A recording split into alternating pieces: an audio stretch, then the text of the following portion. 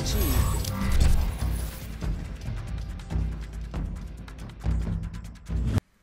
Welcome back to Kamikaze Overdrive MMA Predictions. As always, I am your host, Scott Johnson, and on this edition of the show, we'll be taking a look at the upcoming UFC on FX 5 Browne vs. Bigfoot card, which will be taking place on Friday, October 5th, 2012. And yes, it is a Friday, not a Saturday, so make sure you do not miss this event. On the show, I'll be breaking down all 4 main card fights, but all of my preliminary picks will be available over at kamikazeoverdrive.net, and I'm still getting emails from people saying, where are your preliminary picks? Why don't you break those fights down anymore? I do. They're in written form. They're over on the website. Please go check them out. Now, before I get into this event, taking a quick look at UFC on Fuel TV 5. Not a bad night. I went 7-4 overall. My bet packs, a lot of people bought them, and I think they cashed through. My confidence picks, number 1, 2, 3, and 4 all came through big time. My value list, not as good this time. My number 2 and 4 value picks all hit. I had 2 winning parlays in the bet pack. Of the props I picked up, of the 5 props I gave you, 4 of them were winners. And of the 11 fights, I broke down all 11 fights with betting information. If you look at each of those 11 fights, 10 of my breakdowns included winning information. So even on fights I did not actually predict the winning fighter in, I still gave you information that potentially led you to money, including encouraging people to put a bet down on Stefan Struve, as I thought he was a very live dog, and it turned out to be the case. A couple streaks I'm on right now, or at least losing the main event did end my winning streak for main events, but I've won 11 of the last 14 main events, correctly predicted those fights. And my confidence list over the last 5 shows, 20-5, so it's clicking along at 80%, so that's pretty solid. And definitely worth buying. My UFC on FX bet pack will be available for $10 at kamikazeoverdrive.net in the bet shop. Again, a lot of people buying them. I encourage you to invest the $10 and get all the information. I break all of the fights down. I give you my top 5 value list, top 5 confidence list, all my prop bets. I send out some parlays, so please check them out.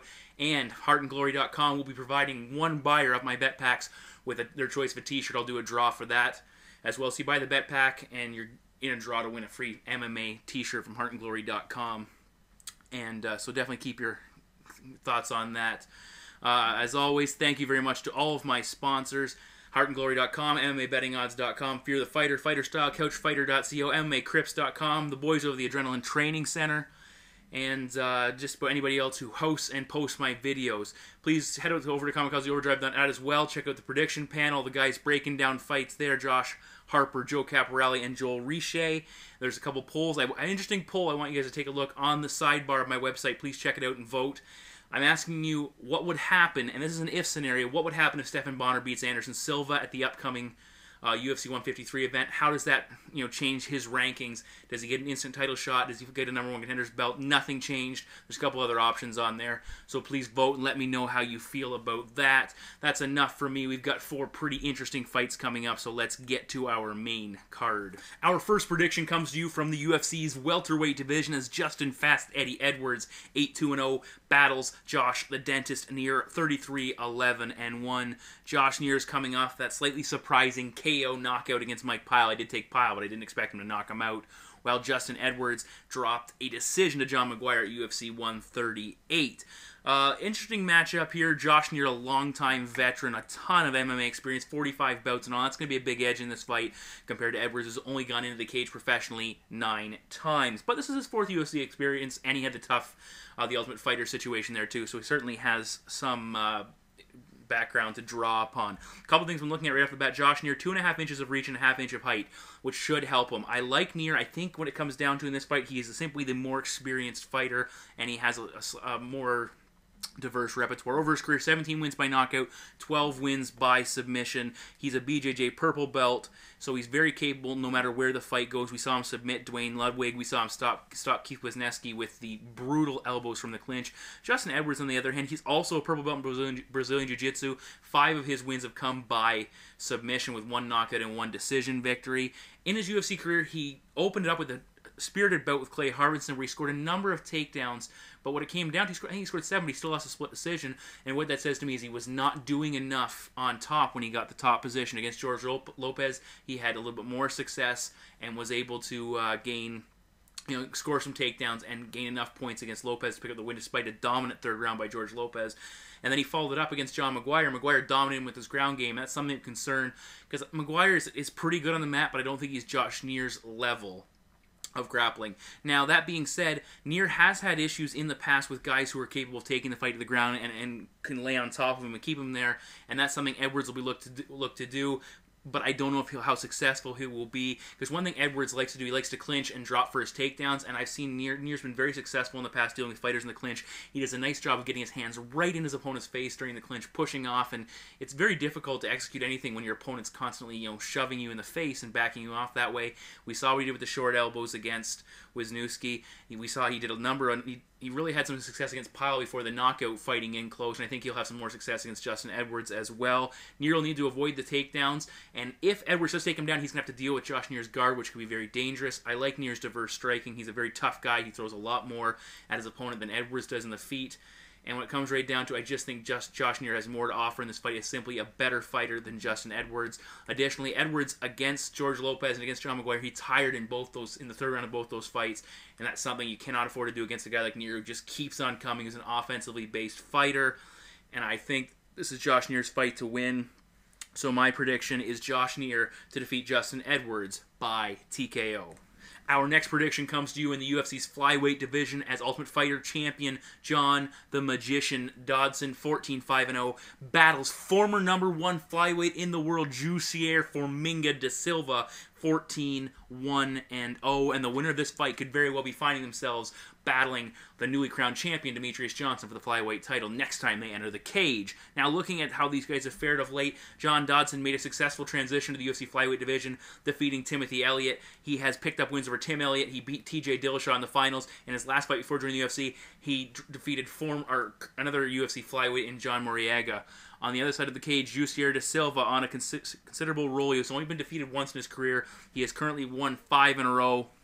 His last defeat coming in February 2011 against Uncle Creepy Ian McCall, the only time he's been defeated, which knocked him from his perch as the #1 ranked flyweight in the world. Very interesting to see how this goes down. We know what Jussier de Silva is all about. If you're not aware of what he's capable of, the guy is a dangerous grappler. He comes out of the Nova União camp with guys like Jose Aldo and Renan Barão, so he's certainly working with some dangerous strikers, but this guy is a submission artist from the word go. No wins by knockout, no losses by knockout.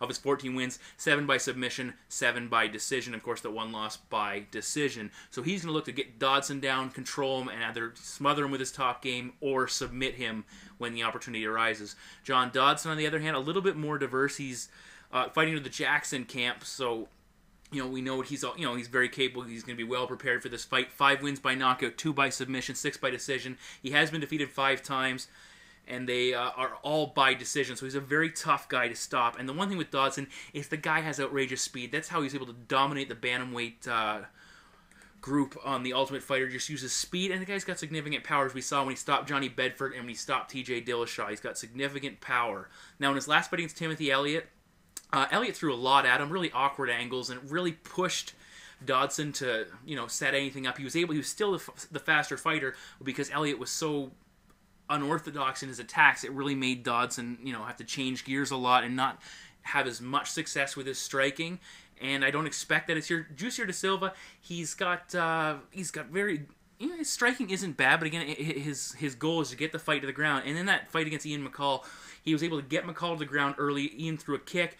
Jussier capitalized, put him on the mat, took his back, and controlled McCall for almost that entire first round and couldn't finish him. And I think that's what this fight comes down to, is if Formiga can get Dodson to the ground, he will have success there, but that's very difficult. Dodson's so quick on his feet. He has excellent takedown defense. He's just able to move and elude, and we saw Elliott chasing takedowns and grabbing at ankles and trying to get a hand on him, and Dodson just evaded, and it just made it very difficult. And we all know, Greg Jackson has that very good, I use that word in quotations that you can't see me making, but style of game planning where it's evade. Clay Guida, Carlos Conitz fights against Nate Diaz, and Guida against Gray Maynard, and I expect something similar with Dodson. Use that speed, stay on the outside, get in, attack, get out. Now, Dodson will need to limit the kicks, which could create openings for Formiga for a takedown, or the flying knee. That's something he'll need to be very careful of. And if Formiga gets this fight to the ground and can control Dodson, this is definitely his fight to win. but I don't see him being able to hang with John on the feet with his striking. Formiga does a nice job of setting up his takedowns with strikes, but it's again in the fights, the footage I've seen, it's against opponents who stand right in front of you. That's not what Dodson does. Dodson does a nice job of circling, using his mobility, using his speed. And I just think, and the thing is, Dodson has the great ability when someone comes forward, and I expect Formiga will eventually have to, looking for takedowns. Dodson counters, he's got a powerful right hand, and I think that's what we're going to see here. So my prediction is John Dodson to defeat Jussier de Silva by knockout.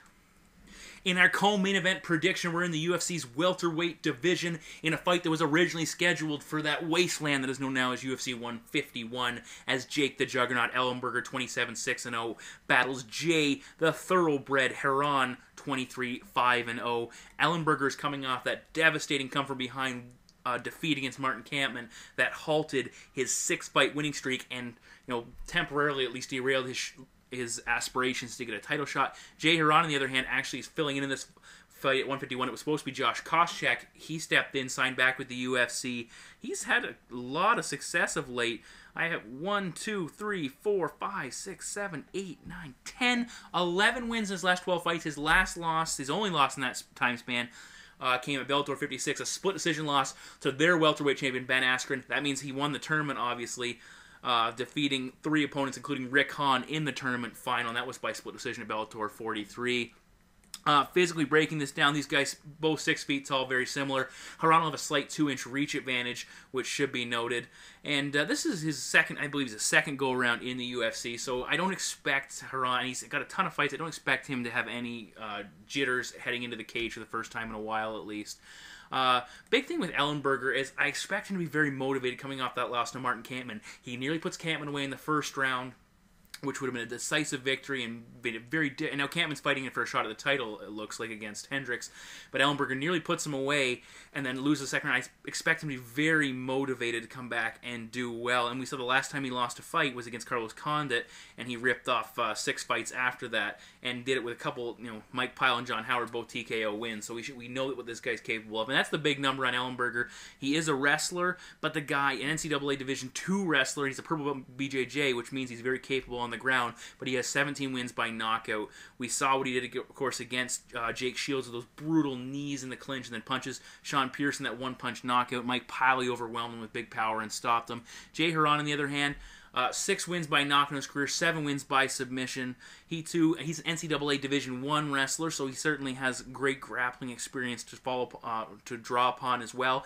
And now, one thing with Herion, Ellenberger has serious knockout power. It's very dangerous, and we know Herion is capable of scoring knockouts. If you go back to his Affliction appearance where he stopped Jason High at the 104 mark of the first round with a nice, I believe it was a counter right hand, he put him down and it was fairly impressive. But generally speaking, he likes to throw more accurate shots and he can counter-strike, which is something Ellenberger needs to be very careful of. But Herion, he's not going to go he's a very patient fighter. He's not going to go and just go forward and swing. He's going to look and pick his spots and move around the cage, which is something he needs to do. Ellenberger, on the other hand, he's really developed his striking. Against Diego Sanchez, he really showed nice movement and footwork, and his counter-striking was good. Going backwards, he dropped Sanchez with a counter-strike, which was very impressive, and that's something, he should look for in this fight. But the big issue with Ellenberger now, in the 3rd round against Sanchez, he falter and he failed and he really seemed to struggle, and Sanchez had him in all sorts of trouble. And again, against Kampmann, he had the issue, he got stopped in the 2nd round, so there's certainly that appearance of invincibility, or at least invulnerability, that Ellenberger had been riding on has diminished significantly. For Herion, I've noticed he has had issues in the past. If his opponent starts having success and bloodies him up, which Ellenberger is quite capable of, it seems to really bother him, and he begins to focus on it, and that causes some issues with his in-ring performance. Additionally, he had the tendency to slow down. Against Rick Hahn, he was having success early in that fight. It was a very close fight, and as that fight went on, he started to slow down, and Hahn's output increased, and he was landing with success, and Herion's output dropped off, and that's really cost him. Additionally, Herion has been knocked out 3 times in his career, which is certainly something to keep in mind. Brad Blackburn stopped him. Jonathan Goulet was able to pick up a win by TKO over by cuts, and UFC 148 George St. Pierre, the welterweight champion, knocked him out. When it comes right down to it, I think this fight will be mainly contested on the ground. Striking. It could go to the ground, but it won't. The striking should be the majority of this fight, and I really like what Ellenberger shows. He'll be motivated in this fight, and his power advantage shows up here. So I'll take Jake Ellenberger to defeat Jay Herion by TKO. It's time now for our main event prediction, and it's in the UFC's heavyweight division, and we have two of the big boys in this matchup as Travis Hoppa Browne, 13-0-1, standing 6'7", battles Antonio Bigfoot Silva, 16-4-0, standing 6'4". Travis Browne is on a significant run. He's undefeated. He's won 3 in a row. In the UFC, he has 4 wins and a draw. He's coming off a submission victory over Chad Griggs at UFC 145. Antonio Silva, on the other hand, he's hit a little bit of a skid in his career. He dropped his UFC debut against Cain Velasquez at UFC 146, and prior to that, in the semifinals of the Strikeforce Heavyweight Grand Prix, he suffered a first-round knockout against Daniel Cormier. Looking at how their win totals line up, Travis Browne, 9 of his 13 wins have come by knockout, a pair by submission, and 2 by decision. Antonio Silva, on the other hand, 11 of his wins by knockout, 3 by submission, 2 by decision. Now, Antonio Silva, the guy's got more belts than he does weights, and when you look at his accreditations, he is a BJJ black belt, a black belt in judo, and a black belt in karate, so he is well-versed in the grappling game. Browne, a purple belt in Brazilian Jiu-Jitsu, and he really showed against Chad Griggs what he's capable of when he fired Griggs to the mat and locked on that arm triangle choke for the win. And he's, we've seen his striking; it's very solid. But I don't want to get into that quite yet. Looking at how physically these two behemoths match up, I've already talked about their heights: 3 inches going to Travis Browne. But the tables are turned when it comes to weight. Antonio Silva should have about 10 pounds on Browne when the cage door closes. And he's also going to have a 4-inch reach advantage, which I think is going to play a huge role in this fight. And I'm going to talk about that in a second. When you compare these two guys' striking styles, Travis Browne, very unorthodox. He uses a lot of angles, uses a lot of movement, keeps his hands very low, and he has a tendency to stay back and then run forward and looking to attack his opponent. And he's had success with that. He's done well with that. But there are some knocks on it. First and foremost, his guard being so low, he's vulnerable to counters. If an opponent can time him and land shots, he will have success. And that's one thing Czech Congo early on struggled with, and Joe Rogan was going absolutely insane looking for Congo to counter, saying there's all kinds of openings, and Congo was freezing up and not landing. And eventually, when Congo did start throwing some strikes, it really came back. He had some success putting shots in. And actually, Congo would have won that fight and handed Browne his only loss had Czech not done what he almost always does, and that's cheat, and he got a point deducted for grabbing the shorts. Now, Antonio Silva, on the other hand, very, pretty much the opposite striking style. Very high guard, keeps his hands tight, chin tucked, which is a giant chin, by the way, a huge chin, but he keeps that chin tucked, his hands up, and he's straightforward punching. We saw in the Andre Arlovski fight what he was capable of, throwing his hands. Now, a little bit of a knock on him in that sense, because he did not knock out Arlovski, but because of, Arlovski's questionable chin. Either way, Bigfoot, straight down the middle with his strike. He doesn't do anything flashy, but he's so big and strong, and he packs a good punch, a lot of power behind it. And I think that's going to be an issue here, and it's because, generally speaking, with the way Browne throws his strikes, he has to bring his hands up from his midsection or his hip to land his punches, where you have a Bigfoot right down the middle. He's going to have a 4-inch reach advantage, and even though Browne should have a speed advantage, I really look for Bigfoot to be firing shots right down the middle, and they will get there before Browne's shots land. And that's something I expect to show up here in this fight. Now, a big knock on Antonio Silva is his chin. People are questioning it because he has been knocked out a couple of times, 3 times now, or at least he has, he got knocked out early in his career. Then against Daniel Cormier, he was just blasted a couple times, and Cormier put him away in the first round, and then a TKO loss to Cain Velasquez. And people are saying, well, Silva has no chin. But you look at this, and Cormier is a beast. He hits like a hammer, and we saw that, and he was able to put Bigfoot away with a couple big-time combinations. I think in that fight, Antonio Silva was looking past Daniel Cormier. I took Cormier to win that fight, but I think Bigfoot was looking past him. In the Cain Velasquez fight, basically, all we saw in that fight was Bigfoot throw a kick. He got dropped, put on his back. Cain immediately opened him up, and he was just a bloody mess. And we all know how difficult it is to defend against a guy like Cain Velasquez, who's one of the top heavyweights in the world, let alone when you've got blood pouring in your eye. And I'm not making excuses, but you can see where I'm coming from. Antonio Silva was basically up against it right away with Cain's, no-stopping, unbelievable gas tank dropping shots. Now, on the ground, let's talk about that for a second. Browne is improving, but we saw against Rob Broughton he had issues, especially later in that fight.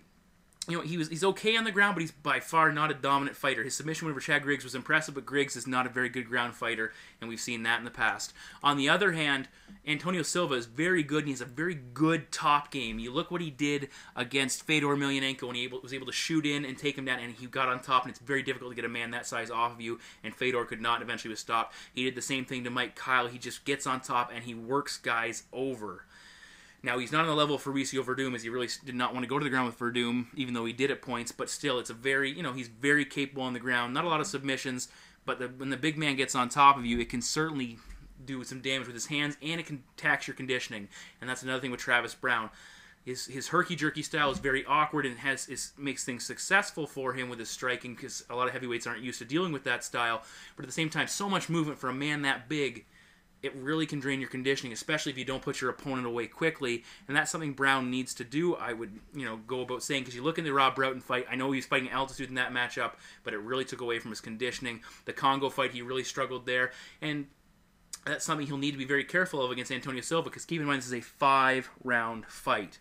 So I give, I like Travis Browne. He's very capable, and the hype train is there. People are all over Travis Browne, but you need to take a pause here and take a look. He is the favorite coming into this. You look at the guys Browne's beat. James McSweeney no longer with the company. He's really a lightweight, or a light heavyweight. He beat Stefan Struve, which was a pretty solid win, knocked him out, which nothing wrong with that win. He beat Rob Broughton, no longer with the company, and he beat Chad Griggs, who's basically a oversized light heavyweight now at light heavyweight. You can, so he's picked up wins in the UFC, but the competition has been questionable. Look at Antonio Silva. He's lost 2 in a row. They're against potentially the number 2 and 3 heavyweights in the world, in Cain Velasquez and Daniel Cormier. The guy has wins over Fedor Emelianenko and Andrei Arlovski, and he lost to Fabricio Verdum. So this guy's very capable, and he's the type of fighter who's just, he has all kinds of assets, and that size, especially if he gets on top of Browne, it should be very interesting to see what Browne has to offer off his back. This prediction's going very long, but I think people can see where I'm going with this. I like the striking to show up. I think Browne's over-accentuated, open style of striking, very freewheeling, costs him in this fight. I like what Antonio Silva brings. I like his top game. I think he'll be able to either counter Browne as he comes forward, or look for Antonio to do what he did against Fedor, and that's drop down and get below Browne and shoot and take him down, and then we'll see what Browne's capable on his back with a giant man and Silva on top of him. Because we saw Struve attempt a couple submissions against Travis Browne, and so certainly openings are there. Browne's very capable of pulling off the knockout here, and a lot of people are looking at it that way. But I'm going to go with the underdog here. I'm going to say Antonio Silva defeats Travis Browne, and I'm going to take Silva to win this fight by knockout. So those are my 4 main card predictions for UFC on FX 5, Browne versus Bigfoot. All of my preliminary predictions available over at kamikazeoverdrive.net, so please go check them out. Also on the website is my bet pack, which I've had a lot of success with of late, and of course the Heart and Glory .com t-shirt draw for anybody who buys the bet pack. You can purchase, you'll get a shot at winning a t-shirt from Heart and Glory, a t-shirt of your choice. Certainly check that out. You can also go over and you'll be able to check out all of my the prediction panels, breakdowns of the fight. I'm hoping to post them later this week. I know I was kind of cutting this week short. Again, this event takes place on a Friday, so don't miss out. Thank you very much to all the sites who host and post my videos. And make sure you tune in next week as I break down UFC 153 Silva versus Bonner. Kamikaze Overdrive MMA predictions. Thank you as always for listening.